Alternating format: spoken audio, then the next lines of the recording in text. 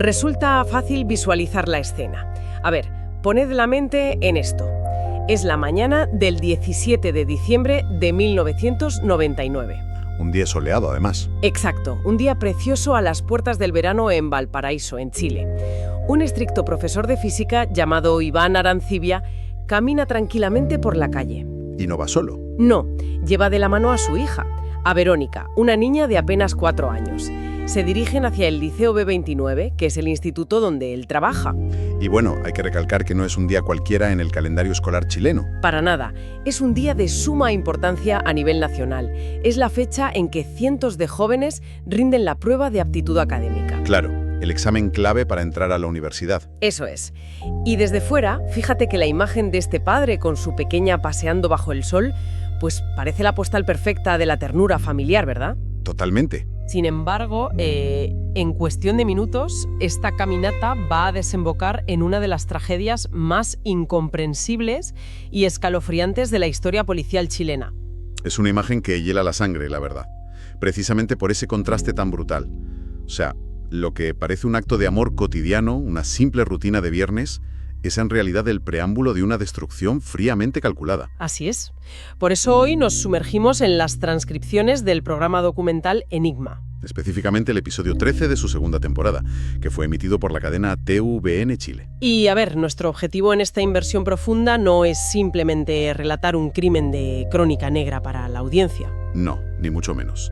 Lo que buscamos es diseccionar la anatomía de una fractura mental. Vale, vamos a desgranar esto porque es fundamental para quien se asoma hoy a esta historia. Este caso resulta vital para comprender cómo las pequeñas obsesiones del día a día, sumadas a una absoluta incapacidad para tolerar la frustración, pues pueden escalar de formas totalmente insospechadas. Es que a veces la línea entre la disciplina personal y el fanatismo destructivo es aterradoramente fina. Casi invisible hasta que es demasiado tarde. Estoy seguro de ello.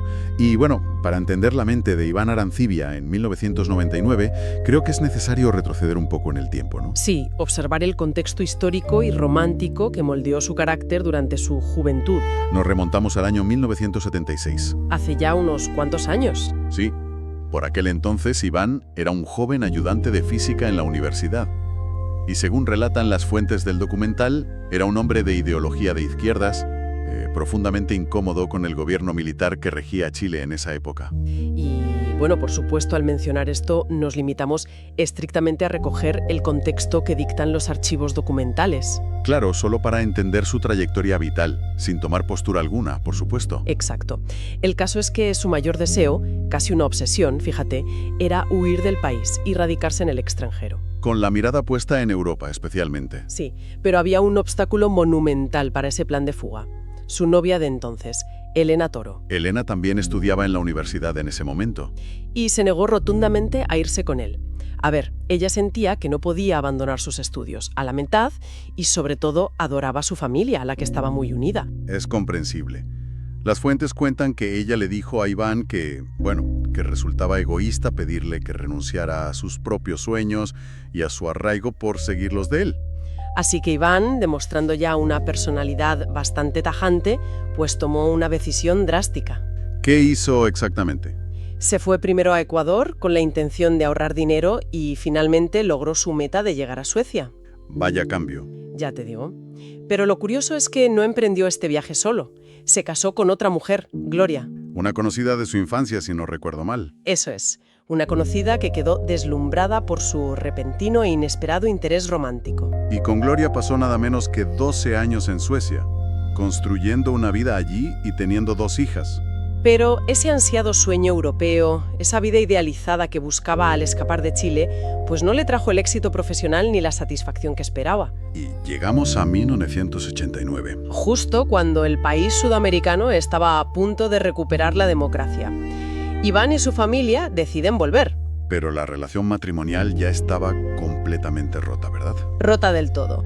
El matrimonio con Gloria fracasa estrepitosamente.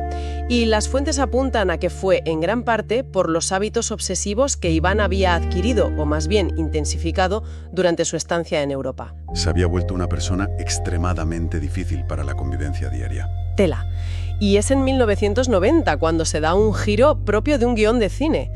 Iván se reencuentra casualmente con Elena, aquel amor de juventud que lo había rechazado 14 años atrás. Las vueltas que da la vida. Ella ahora estaba separada y tenía 2 hijos de su matrimonio anterior. El reencuentro es arrollador. La conexión sigue intacta, deciden vivir juntos y formar una familia. Y de puertas para adentro construyen un hogar que parece idílico. De esa unión nace la pequeña Verónica. Pero, y aquí viene el gran pero, es de puertas para afuera donde Iván empieza a mostrar unas peculiaridades de comportamiento que chocaban frontalmente con la sociedad chilena de principios de los 90. Lo fascinante aquí es analizar cómo estos hábitos de Iván no eran simples manías excéntricas o peculiaridades inofensivas. No. Hablamos de un nivel de perfeccionismo extremo, casi asfixiante. Por ejemplo, exigía tener unas zapatillas especiales única y exclusivamente para andar por casa. Algo que para él era una regla inquebrantable. Totalmente. Llevaba registros meticulosos y por escrito de absolutamente todo lo que hacía en su jornada. Madre mía, qué agotamiento mental. Y le indignaba profundamente la suciedad de las calles, al punto de que recogía los excrementos de los perros con bolsas. A ver, hoy en día esto es civismo básico en cualquier ciudad. Sí, claro, pero en aquel entorno y en aquella época resultaba un comportamiento sumamente chocante para sus vecinos. Lo veían como algo rarísimo. Ya me imagino. Tampoco soportaba entrar a los baños de los colegios públicos y verlos sucios o con filtraciones de agua. Le generaba un rechazo visceral. Es que esos niveles de exigencia suenan agotadores para cualquier persona que esté a su alrededor. Yo me pregunto, las fuentes indican si esto era solo una preferencia por el orden o si cruzaba la línea hacia algo ya patológico. Bueno, el tema es que si algo no salía como él quería, la reacción no era un simple enfado. Según el documental, se encerraba en sí mismo, adoptaba un mutismo castigador y dejaba de hablar con su entorno. Te ignoraba por completo. Exacto. Y ese es precisamente el punto clave desde el análisis psicológico. Estos comportamientos eran rígidos mecanismos de control. O sea, una forma de gestionar su estrés. Sí, Iván utilizaba estas rutinas inalterables para manejar su inmensa ansiedad frente a un entorno que él percibía constantemente como mediocre, informal y caótico. Su incapacidad absoluta para flexibilizar sus altos estándares, para aceptar que el mundo real no funciona como un mecanismo de relojería perfecto, se convertiría en su mayor vulnerabilidad. Su mente era una olla a presión esperando el momento de estallar. Una olla a presión que, trágicamente, encontró su fuego en las aulas. Pasemos a detallar este choque frontal con el sistema educativo. Vale. Iván empezó trabajando en la Escuela México, en un sector modesto de Valparaíso llamado Placilla. Pero su carácter intransigente y su falta de tacto ya le causaron severos problemas allí. Así que las autoridades deciden trasladarlo, ¿no? Sí, lo mandan al Liceo 29, que está situado en pleno centro de la ciudad. Pero el cambio de escenario no suavizó a Iván en absoluto. Como profesor de física era implacable. Total. Se negaba en rotundo a lo que él denominaba regalar notas, llenaba los libros de calificaciones con notas rojas, que para quienes nos escuchan desde España es el equivalente a poner suspensos masivos a toda la clase. Y esto generó un conflicto tremendo. Una verdadera crisis dentro del instituto. Normal. Los alumnos de penúltimo curso, que son chavales de unos 16 o 17 años, estaban aterrorizados. Es que hay que entender que sus aspiraciones de entrar a la universidad y forjarse un futuro, pues dependían directamente de esas calificaciones. Claro, sentían que Iván tenía un método de evaluación frío, despiadado y con muy poca claridad pedagógica. La tensión escaló tanto que los estudiantes llegaron a organizar huelgas y paros como señal de protesta contra sus métodos. De hecho, hay una anécdota en los archivos que ilustra esta dinámica a la perfección. Sí, la del examen. Esa misma. En una ocasión, los alumnos se negaron en bloque a hacer un examen por considerarlo injusto o desproporcionadamente difícil frente a lo que había enseñado en clase. Un motín en toda regla. Tal cual. Y ante este motín, a ver qué hizo Iván. Les entregó la prueba de todas formas para que la resolvieran en casa como tarea obligatoria. Y los chavales, manteniéndose en rebeldía, también se negaron a entregar dicha tarea al día siguiente. Y la respuesta de Iván fue demoledora, la verdad, y carente de toda pedagogía. Les espetó que si hubieran prestado atención en clase, no tendrían ningún problema para resolverlo. Ni una gota de empatía. Cero. Ni un solo intento de buscar un puente de comunicación con adolescentes frustrados. Esa total falta de conexión emocional y pedagógica llevó la situación a un punto de no retorno. Los alumnos, sintiéndose acorralados y desesperados por su futuro académico, pues acudieron a la dirección del centro. Y es aquí cuando intervienen las autoridades superiores, el director del liceo, Eliseo Nogué, y el gerente de la Corporación Municipal de Educación, Víctor Quezada. Tras recibir quejas constantes e insostenibles, no solo del alumnado, sino también de los padres, toman una decisión administrativa que, sin saberlo, resultaría fatal. Suspenden a Iván Arancidia de dar clases frente a los alumnos y lo relegan a realizar labores puramente administrativas en una oficina. Y aquí es donde se pone realmente interesante. ¿Por qué lo dices? Porque cualquier otra persona sometida a ese nivel de escrutinio y conflicto diario podría haber visto esto como un respiro. Una pausa pagada para bajar tensiones, reflexionar o simplemente descansar del estrés del aula, claro. Exactamente. Pero para la mente de Iván esto no fue un alivio. Para él esto fue un golpe directo, devastador e imperdonable a su ego. Lo interpretó como un ataque frontal a su dignidad profesional. De hecho, las fuentes relatan una reunión muy tensa con el gerente municipal. Iván le deja meridianamente claro que él es pedagogo por vocación y que bajo ninguna circunstancia va a transar con sus principios académicos solo para mantener, Y cito sus palabras textuales recogidas en el documental, a un grupo de ignorantes tranquilos. telita con la frase. Si conectamos esto con el panorama general, vemos un fenómeno psicológico sumamente complejo. ¿A qué te refieres? ¿A qué sucede cuando una persona define absolutamente toda su valía, toda su identidad como ser humano, a través de una rigidez intelectual que el sistema de pronto rechaza y margina? Iván se sintió acorralado y traicionado. Desde su perspectiva distorsionada, él no era el problema de ninguna manera. Él era el mártir, la víctima de un sistema deficiente y mediocre que castigaba la excelencia y premiaba la vagancia. Y ese profundo sentimiento de persecución, sumado a la humillación pública ante sus pares y sus propios alumnos, pues comenzó a fermentar en su interior de una forma muy oscura. Y lo hizo en el más absoluto y aterrador de los silencios. Entramos en la cuenta atrás hacia la tragedia. Cronológicamente, Iván procesa esta humillación profesional sin levantar la voz en casa, manteniendo una fachada de absoluta normalidad.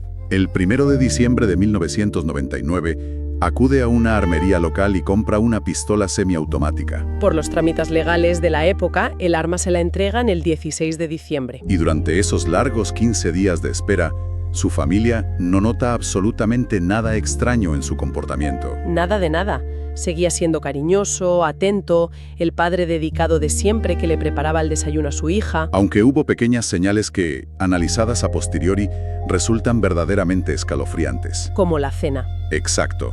El sábado 11 de diciembre, durante una cena familiar habitual con su mujer y su cuñado, Iván se queja amargamente del bajísimo nivel educativo en Chile, que era un tema muy recurrente en él. Pero oculta por completo a su familia el hecho de que ha sido suspendido de las aulas y relegado a labores administrativas. Su esposa, Elena, solo nota un cambio peculiar en su rutina diaria durante esas semanas. ¿Cuál? Iván, que solía pasar horas trabajando o leyendo en el ordenador, empieza a quedarse hipnotizado frente al televisor del salón. Empieza a grabar y a ver, de forma obsesiva, películas de acción. Películas que la propia Elena describió más tarde en las entrevistas como cintas llenas de matanzas y tiroteos interminables. Es como si esa fuera la banda sonora de su planificación mental. ¡Qué miedo! El 16 de diciembre, el mismo día que finalmente recoge el arma en la tienda, Iván da un paso más en su siniestro periplo. Acude en persona a las oficinas del diario La Estrella de Valparaíso con la intención de denunciar públicamente las injusticias del sistema educativo. Logra hablar con el periodista Guillermo Jofre.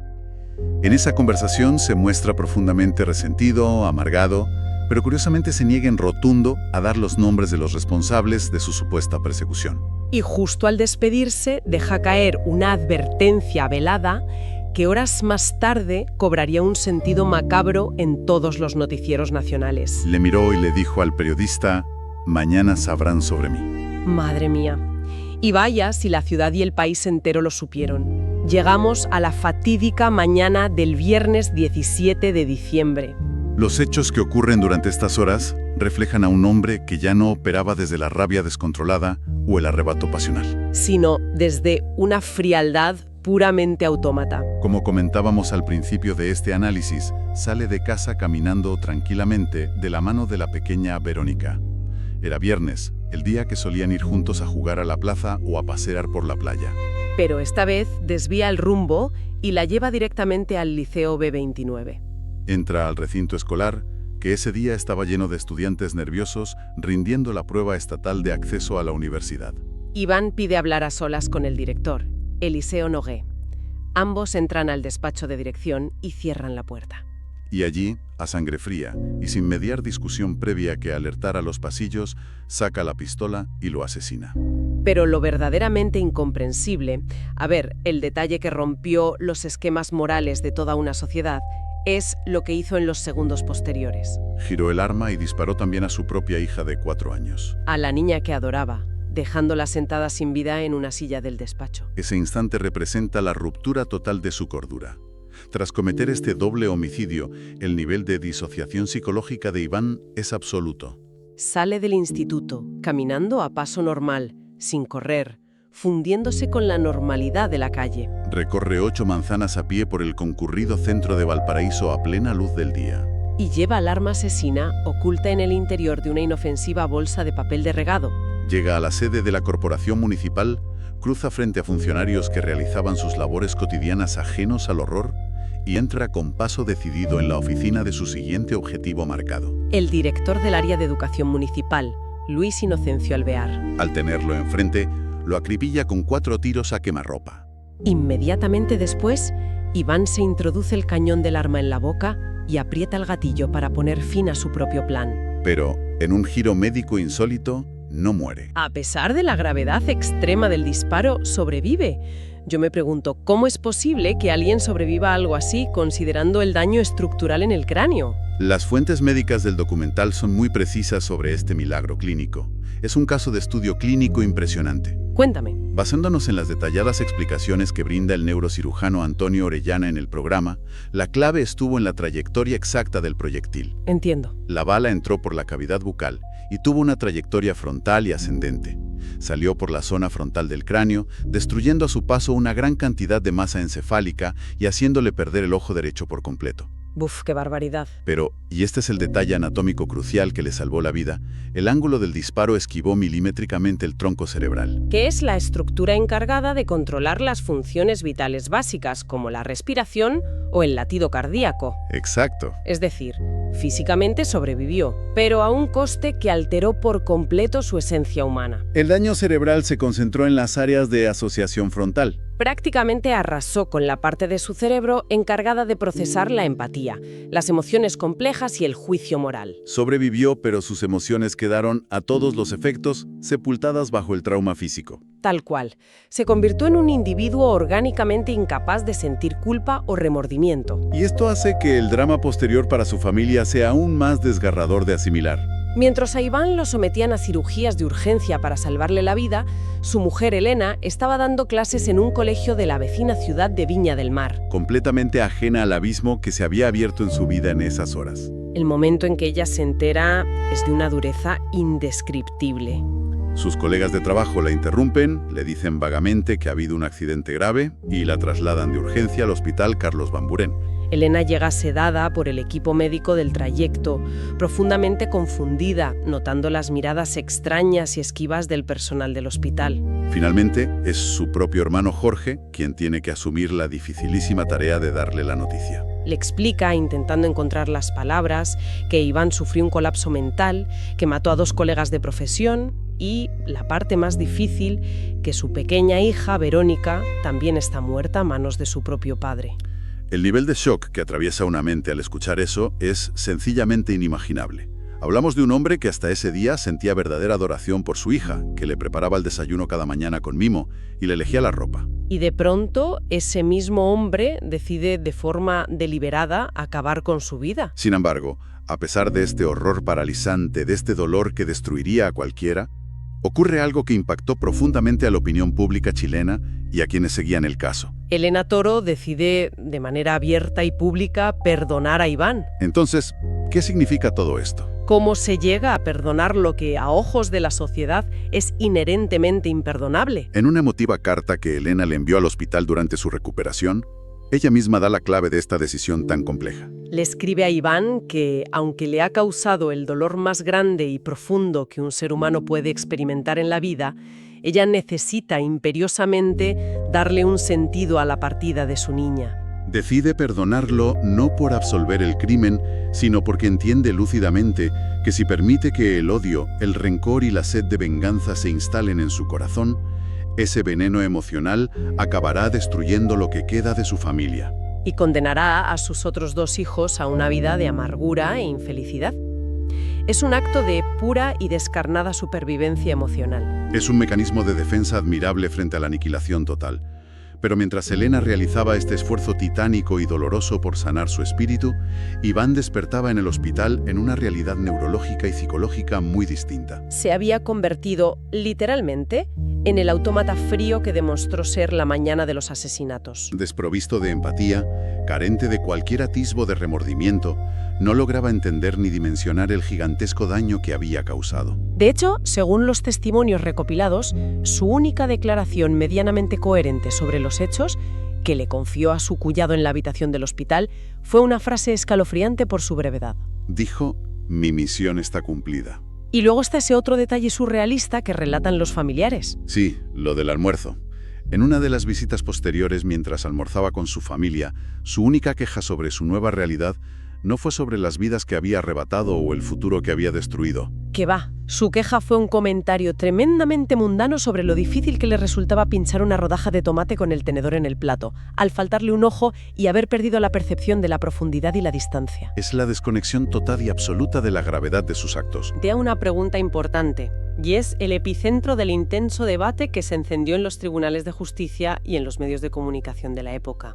La jueza a cargo del caso, Jacqueline Naciel, determinó tras evaluar los peritajes que Iván Arancibia pasara 23 años internado en el Hospital Psiquiátrico del Salvador, en lugar de ir a una prisión común. Aquí se enfrentan 2 visiones muy claras y antagónicas que el documental de Enigma expone con bastante detalle. La controversia legal es fascinante. Por un lado está la postura de la acusación y de parte de la sociedad, que argumentan que Iván planeó los 3 asesinatos de forma meticulosa y plenamente consciente. Compró el arma con semanas de antelación, visitó el periódico para dejar un mensaje críptico y ejecutó sus actos con una frialdad táctica y calculada, caminando tranquilamente de una escena del crimen a otra. Bajo esta óptica, muchos creen firmemente que en el momento de los hechos era totalmente imputable y, por tanto, debió cumplir su condena en una cárcel común y corriente, como cualquier asesino a sangre fría.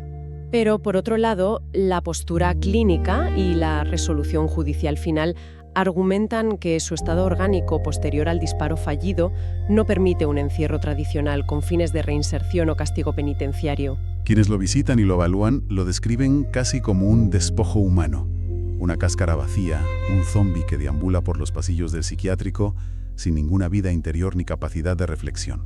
Para esta visión médica, el severo daño cerebral irreversible que se infligió a sí mismo lo incapacita por completo para comprender el significado del castigo de una prisión. Castigar a alguien que neurológicamente no puede entender el concepto de culpa carece de sentido jurídico, justificando así su reclusión en un recinto psiquiátrico cerrado de por vida.